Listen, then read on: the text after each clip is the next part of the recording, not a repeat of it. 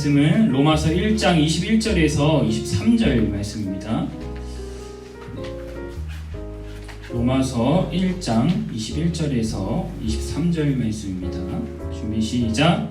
하나님을 알되 하나님을 영원롭게도 아니하고 감사하지도 아니하고 오히려 그 생각이 허망하여지며 미련한 마음이 어두워졌나니 스스로 지혜 있다 하나 어리석게 되어 썩어지지 아니하는 영광을 썩어질 사람의 새와 짐승과 기어다니는 동물 모양의 우상으로 바꾸었느니라. 아멘.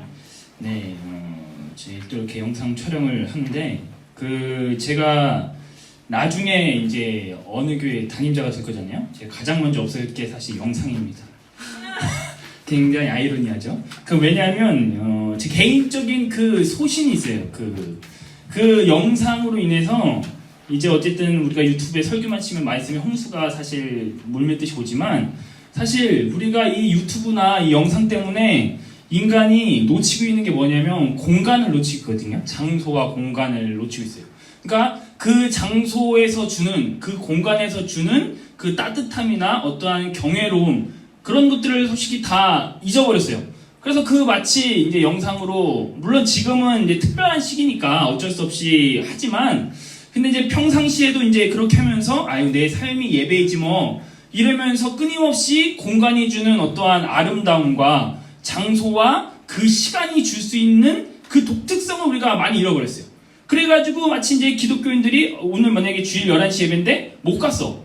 영상으로 드리면 되지 뭐. 영상으로 설교 들으면 되지 뭐. 이러면서 끊임없이 그 시간 안에 줄 수 있는 공간과 그 시간 안에서만 가용된 그 공간과 시간을 끊임없이 이탈하려고 하는 그래서 공동체성을 자꾸만 이제 와해시키는 그러한 것들이 사실 영상이 좀 주된 역할이긴 하거든요. 물론 유용한 점도 많이 있어요. 그리고 이제 특별한 경우에 이제 영상 예배를 해야 되지만 어쨌든 간에 영상이 주는 그런 뭔가 어쨌든 개인적으로는 좀 그런 걸 좋아하지 않습니다. 그래서 이제 저는 만약에 담임자가 되잖아요. 그러면은 영상을 안 할 겁니다. 그래서 그 시간에 예배를 설교를 엄청 열심히 준비해가지고 그 시간에 못 들면 막 땅을 치고 후회할 정도로 내가 이때 왔었어야 되는데 이렇게 할 정도로 열심히 준비해가지고 저는 다시 그거를 해야 될 것 같아요. 그 공간과 그 시간만 줄 수 있는 그런 어떠한 독특한 그러한성 그러면서 이제 그 안에 있는 그 공동체성이 살아나야 된다고 사실 생각을 해요. 나중에 제가 인간론 때 이야기를 하겠지만 간략하게 이야기하면 이 영상 때문에 우리 생활이 이분법적으로 나뉘었어요. 정신과 이 장소와 이 정신이 이제 구별했단 말이에요. 여러분 만약 예수님께서 성육신 하셨잖아요. 이 기독교의 핵심이 성육신이잖아요. 성육신은 뭐예요? 위에 있는 하나님이 육체의 옷을 입고 오신 사건이 성육신이잖아요. 근데 우리 이 영상 예배 사실 탈성육식전이에요. 왜냐하면 장소와 성육신이라는 것은 그 시간과 그 장소에 있는 거잖아요. 우리가 이렇게 있듯이 우리가 이게 성육신 한 건데 탈성육신은 뭐예요? 이 장소에 없고 이 시간에 없지만 동일하게 이 영상을 시청을 하는 거잖아요. 그죠? 근데 이건 사실 기독교적인 영성이 아니다라고 저는 이제 개인적으로 보는 거죠. 어쨌든 그건 나중에 이야기를 합시다. 그래서 이제 인간론 때 제가 자세하게 고대교회 인간부터 현대 인간 사이에 어떠한 정신이 지배를 했는가에 대해서 나중에 인간론 때 이제 배울 건데 오늘은 이제 창조론에 대해서 우리가 계속 살펴봅시다. 우리가 지난 시간 양심에 대해서 배웠는데 아마 이 양심에 대해서 설교 들으신 분들은 의아하신 분들이나 궁금증이 굉장히 많을 수도 있어요. 그래서 제가 책을 이제 한 권 갖고 왔는데 이제 팀 켈러 목사님이라고 굉장히 유명한 목사님이에요. 요즘에 굉장히 핫한 목사님인데 이 팀 켈러의 하나님을 말하다라는 이 책에 자세하게 이야기해놨어요. 그래서 리차드 도킨스가 이야기한 그리고 무신론적 진화론자들이 이야기한 맹점이 무엇인지에 대해 그리고 여기에서 양심에 대해서 나오는데 이 양심에 대해서도 이제 이야기를 하면서 기독교적인 그런 논거를 해요. 그래서 제가 말주변이 없다 보니까 잘 이야기를 못했는데 어쨌든 이 책을 읽어보시고 이 책이 아니면은 C.S. 루이스의 순전한 기독교라는 책도 있고 그리고 알레스터 맥그라스의 갑자기 이름이 생각이 안 나네. 믿음을 찾아선가 믿음의 여정을 찾아선가 이제 빨간색 책으로 된 그 책이 있어요. 그래서 여러분들 굳이 책 찾아보지 않아도 아마 구글에서 쳐보시면 많은 여러분들이 그러한 논증들을 볼 수가 있을 거예요. 그래서 여러분들이 궁금하시면 이 책을 한번 읽어보시고 많이 도움이 될 겁니다. 그래서 이 책을 읽어보시고 그 부분에 대해서는 여러분들이 개인적으로, 왜냐하면 이게 한두 끝도 없기 때문에 넘어가는 걸로 일단 이야기를 하겠습니다. 그래서 제가 이제 하고 싶은 말은 이 진화론에 대해 믿음을 막 반박하거나 이렇게 이야기하는 것이 아니라 진화론의 믿음의 무엇이 우리들의 인류를 과연 이게 하나님이라는 것 떼버리고 진화론의 믿음과 창조론의 믿음 둘 중에서 어느 믿음이 더 우리를 풍요롭게 하는가에 대해서 살펴보려고 하거든요. 그래서 오늘부터 일단 어쨌든 시작을 할 건데, 지난 시간 말씀을 간략하게 설명을 하면 무신론적 진화론자들이 설명할 수 없는 것은 무엇이냐? 이 인간의 양심을 설명할 수 없다라고 이야기를 했어요. 양심이란 우리가 하나님의 형상대로 지음받은 인간이란 증명이에요. 물론 이제 뭐 회장님께서 이야기했지만 양심이 뭐 나중에 그 옛날부터 학습된 거 아니냐 뭐 이러한 이론도 있지만 어쨌든 그것도 증명 가능한 사실이 아니에요. 그죠? 그것도 하나의 믿음이잖아요. 어렸을 때, 그러니까 고대 시대 때부터 이게 문화적인 학습받은 것이 아니냐, 실험한 게 아니니까 그것도 믿음이고 우리들도 어쨌든 믿음이다라는 그러한 측면에서만 받고 여러분들 넘어가도록 합시다. 그래서 이 양심이라는 건 어떤 것이냐면 우리 안에 있지만 우리 것이 아니다라는 이야기죠. 굉장히 아이러니하죠. 그래서 우리가 잘못을 할 때마다 우리를 고발하는 내부자라는 거예요. 만약에 우리 진화가 생존 양식에 어울리게 그렇게 진화가 되었다면 이 양심은 도태되거나 혹은 생존 양식에 어울릴 정도까지만 양심이 남아있어야 돼요. 그 이상 넘어가면 안 된다라는 이야기죠. 그런데 우리들은 다른 사람들을 위해서 자신의 목숨을 버리는 사람이 나오고, 그리고 그런 사람들을 보고 저 사람 왜 저렇게 진화 양식에 어울리지 않게 개죽음을 당했어? 이렇게 생각하는 사람은 한 사람도 없이 모두 다 아름답다, 정말 존경스럽다, 너무나 삶이 고귀하다, 이러한 감정들이 스물스물 올라온다라는 이야기죠. 만약에 진화론자들이 많이 맞다면 생존 양식에 어울릴 정도까지만 선함이 남아있어야 돼요. 그러니까 내가 살 정도, 그러니까 내가 이 불에 뛰어갔을 때 나도 살고 이 사람도 살 정도의 그 선함만 남아있어야 되는데 내 삶은 언제간도 없고 이 사람은 살리고 나를 죽인다, 이런 것 자체가 이제 진화에 어울리지 않는다. 우리들의 인생을 보니까 그 경계를 넘어선 선함이 발견되고 우리는 그 경계를 넘어선 선함을 개죽음이라도 여기지 않고 정말 아름답다라고 여기는 게 우리가 이제 창조론자가 이야기하는 그 양심의 그런 기능이다라는 그러한 이야기죠. 오늘도 이제 계속해서 진화론에 대해서 이제 믿음에 대해서 이야기를 하려고 하는데, 오늘은 진화가 왜 그렇다면 왜 파괴적인 믿음인가? 우리가 진화론의 양식에 따라서 삶을 살게 되면 무슨 우리들의 삶에 잘못이 생기는가에 대해서 우리가 살펴보려고 해요. 이번 시간이랑 다음 시간. 여러분, 진화론에서 핵심은 제가 지난주에 이야기했지만 생존 본능이다라는 거예요. 그래서 우등한 DNA가 살아남고 열등한 DNA가 도태되는 게 너무나 당연한 자연의 섭니다. 이것에 의해서 죄의식을 가지면 안 된다라는 게 이제 진화론의 믿음의 핵심이에요. 한 번 더 넘겨주세요.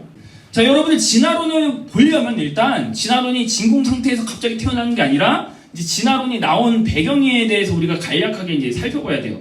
그래서 첫 번째로는 19세기 낭만주의의 출현 때 진화론이 나왔는데, 이때 이제 낭만주의는 이제 인간에 대한 예찬, 이제 낭만주의가 이제 고대로 돌아가자라는 문학적인 흐름인데, 이제 고대에는 인간미를 많이 강조했기 때문에 그래서 우리가 인간에 대한 예찬에 대해서 이제 나왔고, 두 번째로는 이제 기독교 세계관을 끊임없이 퇴물이라고 생각을 한 정황이었어요. 그래서 기독교 제국이 불합리한 일들을 굉장히 많이 해요. 여러분도 아시겠지만 이때는 서구 제국주의 아닙니까? 그래서 식민지를 막 삼고 저 가가지고 많은 그런 전쟁 물품과 함께 기독교가 들어가는 시기잖아요. 그러면서 많은 잔혹한 짓들도 했고, 그리고 뭐 30년 전쟁, 유럽 가운데 기독교와 카톨릭과 개신교와의 전쟁, 루터교와 깔뱅과의 전쟁, 끊임없이 종교 전쟁 가운데, 소모적인 논쟁 가운데 사람들이 이제 종교에 대해서 식기 시작했고, 그리고 기독교 제국이 불합리한 일들이 이제 많이 생기기 시작을 했고, 그리고 당시에 기독교는 상위 문화였기 때문에 끊임없이 그 말씀으로 인해서 사람들을 억압하고 그 교황의 교권주의에 의해서 억압하고 착취한 일들이 많이 이제 생기기 시작하면서 사람들은 기독교에 대한 불신과 불만이 이제 팽배했다라는 것부터 이제 출발을 해요. 여러분, 그러다가 이 너무나 많은 불합리한 일들이 많다가 갑자기 다윈이라는 사람이 진화론을 가지고 옵니다. 굉장한 이슈를 끌어요. 여러분, 만약에 이때 당시 기독교가 정말 아름다운 일, 선한 일들을 많이 했다고 한다면 이 진화론이 이렇게까지 이슈가 될 필요가 없다라는 이야기죠. 그죠? 우리로 보면 여러분, 코로나 바이러스 때문에 교회가 많이 욕을 먹잖아요. 그런데 만약에 교회가 정말로 깨끗하고 정말로 아름답고 선한 일들만 했다고 한다면 우리가 여러 애한테 이렇게 물매를 맞을까라는 생각도 우리가 해봐야 된다라는 이야기죠. 마찬가지로 이 진화론이 굉장한 이슈를 끌었던 게 이 기독교가 일단 타락의 시대로 접어들었기 때문에 이 진화론이 굉장한 이슈를 이제 끌었고, 그리고 이 진화론은 당연히 인간을 예찬하고 기독교를 싫어하는 상황을 둘 다 만족시키는 이론이어서 이 진화론이 나오자마자 많은 기독교 세력들이 자신들의 모토로 삼으면서 끊임없이 그 진화론을 키우게 된다라는 이야기죠. 여기까지는 좋아요. 자, 한 번 더 넘겨주세요. 그래서 다윈이 처음에 이야기한 것은 생물학적인 진화론만 가지고 왔어요. 그래서 생물학적인 진화론을 가지고 와서 기독교의 믿음 체계 정도만 흔들려고 했었던 게 다윈이 생각이었어요. 다윈이 여기까지만 의도했죠. 그런데 당시에 이제 이 진화론이 다윈도 생각하지 못하는 걷잡을 수 없는 속도로 이 진화론이라는 이론 자체가 생명체가 되어서 끊임없이 번식을 하는 것을 경험하게 돼요. 그래서 가장 큰 것은 무엇이냐? 이 생물학적인 진화론이 사회적인 진화론으로 발전을 해요. 그래서 어떻게 되냐? 인간의 사회 역시 생존 경쟁을 통해서 발전해야 된다라는 이론으로 확장이 돼요. 단순히 우리가 그냥 원숭이가 사람이 되었다라는 그 생물학적인 진화론에서 끝나는 것이 아니라 이것이 사회로 넘어가서 인류가 더 발전되려면 우리는 끊임없이 생존 경쟁을 통해서 이 발전되어야 된다, 인류가. 이런 식으로 이제 나아가게 됐다라는 이야기죠. 여러분, 그래서 사회 하층민이나 장애인이나 범죄자나 그리고 비서구 지역의 유색인종은 열등한 유전자로 그들이 이제 여겨요. 따라서 도태되어야만 하는 정당성을 이제 부여받은 것이죠. 그리고 백인들이 그들을 짓밟은 것이 너무나 당연하게 이제 여겼다라는 이야기예요. 그리고 강한 기업이 약한 기업을 먹는 게 정당화된 겁니다. 왜냐하면 인간이 끊임없이 발달되려면 약한 DNA는 도태해야 되기 때문에 이 이데올로기를 가지고 끊임없이 유색인종들, 흑인들, 노예들, 여성들을 억압하고 핍박하는 그러한 것까지 발전된다라는 것이죠. 그래서 19세기 후반에 이르면 인간 사회가 더 진화하기 위해서는 더 똑똑하고 더 힘이 센 상류층 백인 남성에 의해서 지배와 관리를 받아야 된다라는 것까지 확장이 됩니다. 그래서 이 사상이 유럽과 미국까지 이제 퍼지게 되는 거죠. 여러분, 그래서 결국 이 사상은 평등에 대한 불인정, 성차별, 인종차별, 제국주의와 같은 그러한 끊임없는 파괴적인 이데올로기를 낳게 된다라는 이야기죠. 그리고 조금 더 극단적인 형태는 이제 히틀러의 나치즘이죠. 우리 민족의 우월성을 강조해서 다른 민족을 잔악하게 이제 학살하는 그것까지 이제 발전된다라는 이야기예요. 아까도 이야기했지만 다윈은 여기까지는 생각하지 못했어요. 그는 당시에 거대한 힘이었던 기독교를 조금 흔들 수만 있다면, 흠집만 낼 수 있다면 이라고 생각해서 이론을 내놨지만, 이 자신이 만든 진화론이 하나의 생명체가 되어서 끊임없이 증식하는 상황이 되었다라는 이야기고, 그래서 결과적으로 인간 세계를 파괴하는 강력한 이데올로기가 되었다라는 이야기예요. 인간 생활을 풍요롭게 하려고 만든 이론이 결과적으로 인간 생활을 억압하는 그러한 강력한 이데올로기가 되었다라는 것이죠. 여러분, 지금도 사실 마찬가지잖아요. 우리가 인류가 편하기 위해서 기계를 만들었잖아요. 여러분, 근데 4차 산업혁명 시대 때 어떻게 됩니까? 이 기계에 의해서 인간이 결과적으로 직업을 잃게 되지 않겠습니까? 저 인류의 과학 문명이 인간을 더 아름답게 하고 인간을 더 풍성하게 만들려고 했었던 인간의 지식과 지혜가 결과적으로 인간의 삶을 파괴하는, 좀먹는 것까지 발전이 되는 거잖아요. 그것과 마찬가지로 진화론 자체도 점점 증식을 하면서 처음에는 그냥 인간의 아름다움을 예찬하고 우리가 가장 우월한 민족이다. 우리가 이 자연 세계 중에 가장 열등한, 가장 우등한 사람이다라는 인간 예찬 속에서 나왔지만 이것이 오히려 인간을 끊임없이 구속하고 억압하고 다른 인류를 파괴적으로 몰아내는 그러한 진화론으로 성장했다라는 이야기죠. 자, 한 번 더 넘겨주시겠어요? 자, 여러분, 이 생존 경쟁을 봅시다. 나와 A라는 사람과 B라는 사람 둘 중에 두 사람이 있어요. 이 두 사람 중에 우월한 유전자라는 것을 어떻게 입증할까요? P로 입증할까요? 이렇게 P 검사해가지고 누가 DNA가 높은지 키. 키도 마찬가지일 수도 있겠죠? 자, 내가 저 사람보다 우월하다는 것을 입증하려면 어떻게 해야 될까요? 싸워요. 싸우는 것도 되죠. 물론 근데 그 당시에는 진짜 치고받고 싸우는 것이 아니라 내가 어쨌든 간에 이 사람보다 피라미드 계열에서 높은 피라미드를 위치하면 되는 거예요. 그죠?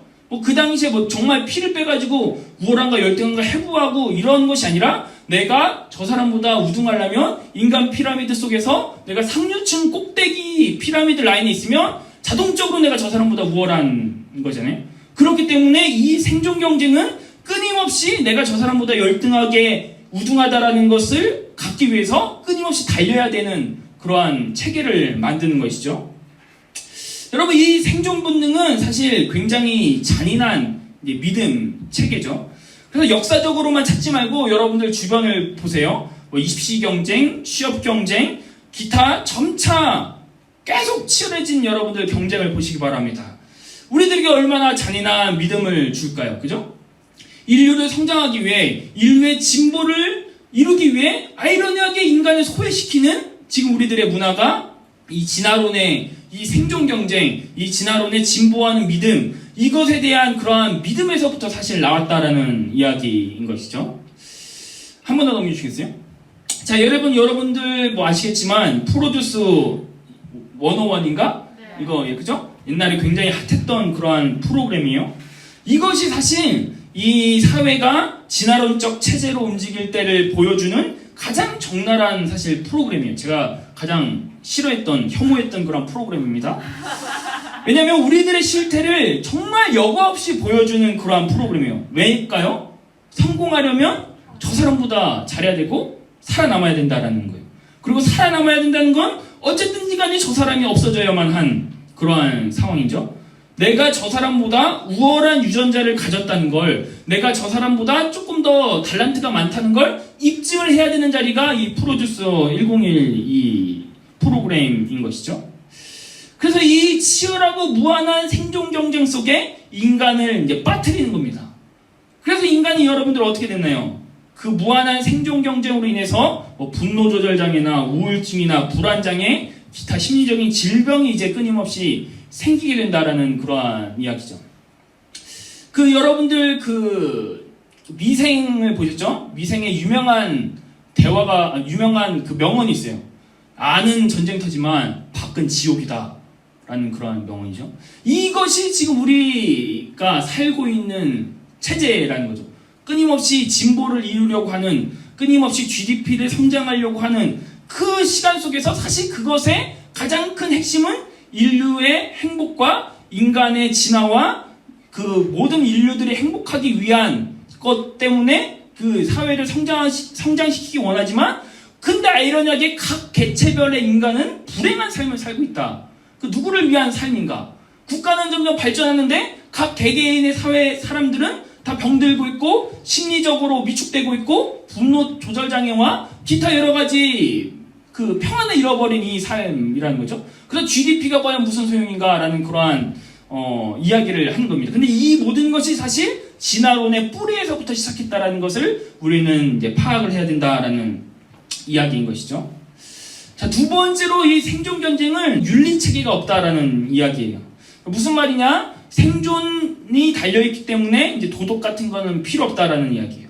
내가 살기 위해선 수단과 방법을 가리지 않아야 된다라는 이야기죠. 저 기업보다 우리 기업이 도태되지 않기 위해서는 온갖 방법을 다 동원해서든지 간에 저 기업을 눌러야만 된다라는 거죠. 쟤보다 더 높은 성적을 받기 위해서 컨닝도 해도 되고 시험지를 몰래 훔치는 것도 대리 시험도 걸리지만 않는다고 한다면 정말 법에 걸리지만 않는다고 한다면 누구라도 하고 싶은 그러한 유혹이 우리들에게 든다라는 이야기죠. 마지막 세 번째로 이것이 가장 이제 우리들의 삶에서 애처로운 거죠. 이 세 번째로 생존 경쟁은 우리에게 무한한 속도를 요구한다. 근데 이 속도는 제가 이야기한 것처럼 인간의 시간으로 돌아가는 것이 아니라 기계의 시간 안에 인간이 맞춰지고 있다라는 이야기인 것이죠. 자, 여러분들, 우리가 이제 조선시대로 한번 돌아가 봐요. 조선시대에 왕이 이제 어명을 내려가지고, 야, 너 부산 가가지고, 내 이 서찰을 전하도록 하라. 하면 그렇게 해요? 그러면은 말 타고 갈 거 아니에요. 그죠? 얼마 정도 뭐 걸릴까요? 한 두세 달 걸린다고 칩시다. 그럼 그 두세 달 동안 이 사람은 뭐 할까요? 일할까요? 그냥 말 타고 경치 구경하면서 주막에 가가지고 술 한잔 먹으면서 사람들이랑 이야기를 하면서 그죠? 그렇게 경치도 구경하고 두세 달 동안 가가지고 이제 편지도 전달하고 그 사람 이야기도 하고 다시 오고 이러면서 이제 여유로운 삶을 어떻게 보면 사는 거잖아요. 편지만 주면 되지만. 근데 요즘에는 어떻게 되나요? 부산까지 갈 필요가 없어. 메일을 카톡을 보내면 다시 카톡이 와. 끊임없이 여러분들 이 인간이 빨라지면서 편안해져야 되는데 더 업무가 쌓이는 거죠. 그 당시에는 말 타고 그냥 편지만 전해주면 되는데 이제는 카톡이 생기니까 이 사람한테도 연락하고 저 거래처한테도 연락하고 저 미국에 있는 사람한테도 연락하고 많은 그런 업무가 사실 있는 거죠. 그래서 제가 아까 이야기한 것처럼 이 무한한 속도가 인간의 속도가 아니라 기계의 속도 안에 인간이 지금 끊임없이 맞춰지고 있는, 안 맞춰지면 그냥 너 나가, 다른 사람 섭외하고 이런 식으로 인간을 소외시킨다라는 그러한 이야기예요. 그래서 이 A라는 기업이 B라는 기업을 물리치고 살아남으려면 이 B라는 기업보다 더 빠른 신제품을 만들어야 되고 우리 기업이 선두주자가 되어야 되고 그래서 끊임없이 무한한 속도를 요구하다 보니까 이제 이 속도는 인간 스스로 제어할 수 없는 만큼 이제 고장이 나서 속도 조절 장치가 고장나서 끊임없이 이제 달려가는 것이죠. 여러분 요즘에 다시 여러분들도 아시겠지만 인문학적인 사고를 다시 요구를 하거든요. 왜 그럴까요? 우리까지만 해도 이 과학이 우리들에게 유토피아적인 삶을 살 거라고 우리는 생각했어요. SF 영화를 보면은 막 행복한 것들 많이 있잖아요. 그것들을 꿈꾸면서 철학적인 사고 그러한 것들 다 내팽개치고 과학만 엄청 발전시키니까 결과적으로 이 과학으로부터 오는 그러한 소외되는 현상들을 발견할 수가 없는 거예요. 그래서 다시 한 번 더 인문학을 요구하는 게 무엇이냐? 이제 이것의 밸런스를 맞추려고 하는 거죠. 이 과학을 우리가 추진하려고 했을 때 과연 그러한 인문학적인 요소상 결함이 없는가? 왜냐하면 우리가 어쨌든 인간이 풍요롭게 하기 위해서죠. 그래서 끊임없이 요즘에 이제 철학적인 사고를 다시 요구하는 시대의 흐름이 된 게 사실 이 멈출 수 없는 속도와 멈출 수 없는 과학 문명을 이제 제거할 수 있는 장치가 아무런 것도 없기 때문에 이제 그렇게 됐다라는 이야기인 것이죠. 여러분 사실 신약 개발도 그래요. 신약 개발.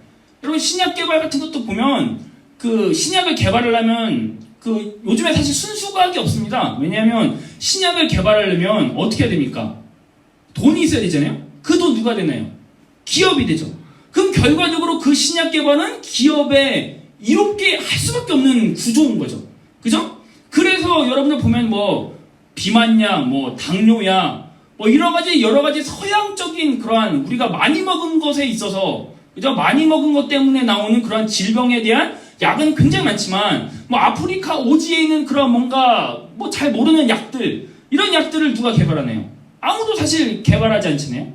그죠? 이 이유가 이 자본주의 체계 속에서 우리가 이 철학적인 사고를 하면서 이 자본주의를 끊임없이 제어하고 이런 장치가 필요하되는데 무조건 과학이면 좋아. 그냥 가자. 이렇게 하다 보니까 이제 이 자본이 다 잡아먹은 거예요, 사실. 그죠? 옛날에 그런 일이 있었잖아요. 테러리스트가 있었는데 테러리스트가 아이폰을 쓰는데 아이폰 잠금 장치를 애플 회사가 해결 안 해주잖아요. 그죠? 그거는 우리 고객의 프라이버시다라고 해가지고 국가와 소송까지 하고 이것이 여러분 뭡니까? 결과적으로 이 자본이라는 게 이게 나라를 뛰어넘은 거죠. 그래서 이제 초기업 국가가 된 거 아니에요? 이런 식으로 이제 점점 멈출 수가 없다. 사실 이제 멈출 수가 없어요. 이제 우리는. 그래서 그렇게 가게 됐다라는 그러한 것이죠. 자, 마지막으로 이 속도에 문제가 또 있어요. 그것은 인간의 사유를 앗아갔다라는 이야기죠. 제가 아까 이야기했지만 속도가 워낙 빨라서 기계의 시간에 인간이 맞춰지다 보니까 인간이 생각할 시간조차 빼앗겼다라는 거예요.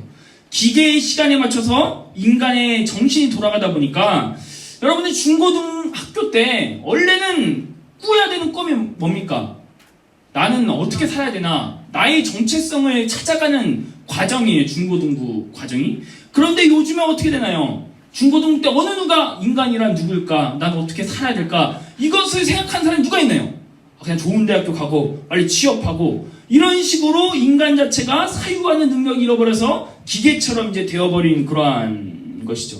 아무 누구도 이제 나는 어떻게 살아야 되나 고민하잖아요. 왜냐하면 고민을 한다는 건 길을 가다가 잠시 멈추는 행위인데 이 잠시 멈추는 이 행위조차도 용납하지 않는 거죠. 무조건 달려가야 되는 이 상황 가운데. 그죠? 모든 사람 100명 중에 모든 사람이 저쪽 방에 뭐 있는지는 모르겠지만 저쪽 방향으로 막 뛰어가는데 나 혼자 가만히 서가지고 난 어디로 뛰어가야 되나 이렇게 생각하면 얼마나 초조하고 다급합니까? 그죠? 그러니까 저 방향이 어느 방향인지 몰라. 지옥으로 가는 열차임에도 불구하고 다 뛰니까 나도 뛰어야 되나? 하면서 이제 뛰다 보니까 이제 결과적으로 우리도 사유하는 그러한 것들이 앗아졌다라는 그러한 이야기인 것이죠.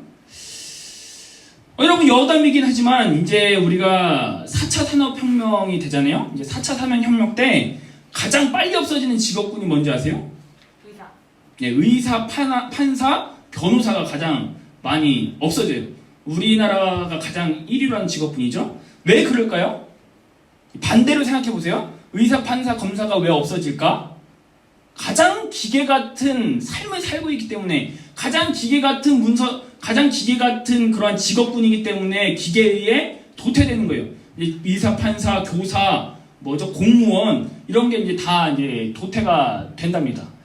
그래서 이제 4차 산업혁명 때 살아남은 사람은 이제 창조적인 상상력을 가진 그런 사람이다라는 그런 이야기를 해서 끊임없이 다시 또 철학으로 인간이 해야 된다라고 그렇게 이야기를 하는데 여러분 정말 우리나라 아닌데 세계에 내노란 그러한 사람들의 자식들은 다 이미 그러한 철학적인 사고를 한답니다. 우리만 모르고. 그리고 아이폰의 창시자 스티브 잡스는 아이들한테 아이폰을 안 준답니다. 절대 기계와 가까이 하지 못하게 한대요. 그거 굉장히 아이러니하지 않습니까? 근데 우리는 이제 기계에 정신이 팔려서 끊임없이 달려가는 속도를 우리가 제어하지 못하고 이제 산다라는 것이죠. 그래서 아까 제가 이야기한 것처럼 우리나라뿐만 아니라 이제 특별히 이제 우리 중고등부 같은 경우는 열심히 막 뛰는데 어디로 뛰는지 모르고 그냥 막 무작정 뛰니까 모르고 그냥 막 이렇게 가는 이제 자신의 사유의 능력도 잃어버리고 자신의 점검해 볼 삶의 그러한 시간도 잃어버리고 그냥 무작정 빠르게 살아가는 채 그래서 기계의 하나의 부품이 되는 채 그렇게 살아간다라는 그러한 이야기예요. 오늘 본문 말씀을 잠깐 우리가 보려고 해요. 결국 인간이 하나님을 마음에 두기 싫어하는 결과 어떻게 되었나요? 하나님을 거부한 결과 자신들이 만든 체계에서 자신들의 삶을 갉아먹게 됐다라는 이야기죠. 그리고 오늘 본문 말씀을 보시면 하나님은 알지만 영화롭게 하지 않았다. 오히려 어떻게 했답니까? 그 생각이 허망해졌고 미련한 마음으로 어두워졌다라고 이야기를 해요. 그래서 22절 말씀 우리가 한 번 더 넘겨주세요. 한 번 읽겠습니다. 준비 시작. 스스로 지혜 있다 하나 어리석게 되어. 이것처럼 스스로 인간들은 지혜롭다. 우리들은 지혜롭다. 똑똑하다라고 이야기하지만 결과적으로 역사적으로 보면 어리석게 되었다라는 이야기이죠. 과학 문명이 하늘을 찌를 때 과학의 유토피아적인 삶을 우리들에게 줄 것이다라고 이야기하고 수많은 사람들이 예찬했을 때 1, 2차 세계대전이 터졌습니다. 결국 인간의 진보가 인간을 죽이는 그러한 것들로 이제 바뀌었다라는 그러한 이야기인 것이죠. 이것이 바로 우리들이 살고 있는 그러한 체계다, 이 진화론의 믿음이다라는 이야기예요. 진화론은 결국 하나님을 두기 싫어하는 인간의 마음에서부터 비롯되었고, 그래서 22절 말씀처럼 진화론을 퍼뜨리면서 우리들은 지혜 있어, 하나님 없이도 이 세계를 설명할 수 있어, 이렇게 지혜 있게 이야기했고 창조론을 믿는 사람들을 무식하다고 비아냥 거렸지만, 결과적으로 인간이 만든 이데올로기 속에서 인간이 갇힘으로써 스스로 어리석은 인생이 되었다라는 이야기죠. 자기가 걸린 그물에 자기가 걸린 겁니다. 이 최악으로 치닫는 생존 경쟁을 이제 멈출 수 있는 사람은 아무도 없다라는 것입니다. 누가 이 속도를 여러분들 이제 제어할 수가 있을까요? 우리는 이 차가운 진화론 체계 속에서 갇혀서 무한한 생존 경쟁으로 우리는 치닫고 있는 겁니다. 결국 인류가 치고하는 건 이것입니다. 우리가 23절 말씀 읽겠습니다. 준비 시작. 썩어지지 아니하는 하나님의 영광을 썩어질 사람의 새와 짐승과 기어다니는 동물 모양의 우상으로 바꾸었느니라. 아멘. 결국 썩어지지 아니하는 하나님의 영광을 거부한 그들의 마음이 결국 썩어질 우상으로 대체했다라는 이야기인 것이죠. 그리고 그 썩어질 우상으로 대체한 결과 어떻게 되었나요? 우리가 살고 있는 세계는 인간을 행복하게 만들길 원했어요. 그런데 오히려 인간을 불행하게 만들고 있다라는 이야기죠. 여러분 생각을 해보세요. SNS가 왜 발명되었나요? 인간을 행복하게 만들기 위해서 SNS가 발명되었죠. 그래서 행복해졌나요? 아니요. 오히려 우리는 더 이상해졌죠. SNS 중독이라는 말이 여러분들 왜 생겼나요? SNS에 갇혀 살면 살수록 인간은 더 불행해집니다. 왜냐하면 인간의 성향 자체가 피부와 피부에 맞닿게 우리는 창조되었어요. 그래서 우리는 피부와 피부에 맞닿으면서 우정이 생기고, 피부와 피부가 맞닿으면서 사랑도 생기고, 그 여러 가지 대화도 생기면서 인격적인 성장이 생기지만, 이 기계로 인해서 SNS로 소통하면 결과적으로 살과 살이 맞닿지 않기 때문에 친한 것 같지만 굉장히 어색한, 여러분 만약에 SNS에서 한 번도 안 보고 여러분들 정말 마음이 정말 많이 통한다 이렇게 여겨서 결혼할 수 있어요, 여러분들? 그죠? 그것처럼 우리가 SNS가 정말 인간을 행복하게 하고 인간을 풍요롭게 하게 만들기 원했지만, 결과적으로 그 SNS 때문에 우리는 더 소외됐고, 우리는 더 외로워졌고, 우리는 더 불행한 삶을 살고 있다라는 그러한 이야기인 것이죠. 여러분, 이 욜로 라이프라는 말이 얼마나 멋진가요? 한 번뿐인 인생 즐기다 가자, 이 얼마나 아름다운 말일까요? 그래서 우리 인류가 이 욜로 라이프를 실천하기 위해 열심히 삽니다. 그래서 예전보다 우리가 더 행복해지고 풍성해졌을까요? 아닙니다. 그죠? 그럼에도 우리는 왜 끊임없이 욜로 라이프를 추구하려고 하고 그 가운데서 행복을 느끼길 원하지만 오히려 더 불행한 삶을 우리는 살고 있다라는 이야기죠. 말씀을 마치겠습니다. 이 진화론이라는 것은 사실 원숭이가 사람이 되었다는 이론보다 더 파괴적인 이론입니다. 계속 이야기하는 대로 결국 이 믿음이 인류를 더 불행하게 만들었고, 하나님을 마음에 두기 싫어하는 이 완악한 마음 때문에 스스로 지혜 있다고 여겼지만 미련한 사람이 되었다라는 이야기인 것입니다. 바라기는 저와 여러분들은 정말 우리들이 썩지 아니하는 하나님의 영광을 썩어질 것으로 대체해서 내가 정말 참 지혜롭다 이렇게 생각하는 인생이 아니라, 정말 우리가 썩지 않는 하나님의 영광을 우리들의 마음에 모시고 그렇게 우리 살아가는 저와 여러분들이 되시길 바랍니다. 다음 주에 살펴볼 것은 이제 진화론의 환원주의라는 것에서 살펴볼 텐데, 진화론이 차가운 믿음이다라는 것을 제가 이야기를 하고, 다다음 주부터는 이제 창조론에 대해서 이야기를 하려고 합니다. 어쨌든 여러분들 그 영상을 통해서 예배 드리시는 분들은 이제 곧 있으면 영상 끝나니까 여러분들 이 자리에 오셔서 같이 예배 드리시기 바랍니다.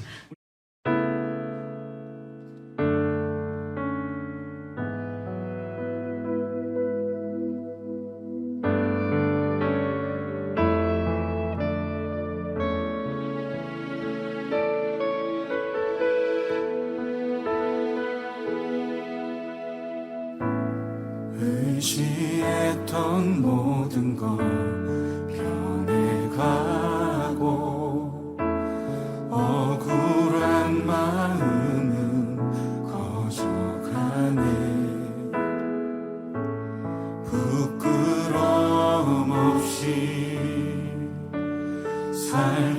싶은 마음 주님 아시네.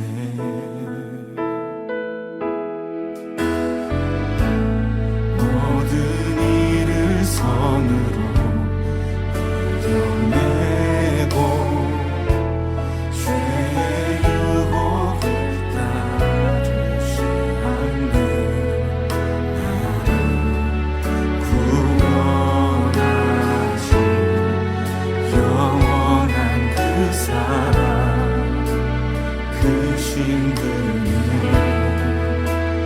날 붙드시네.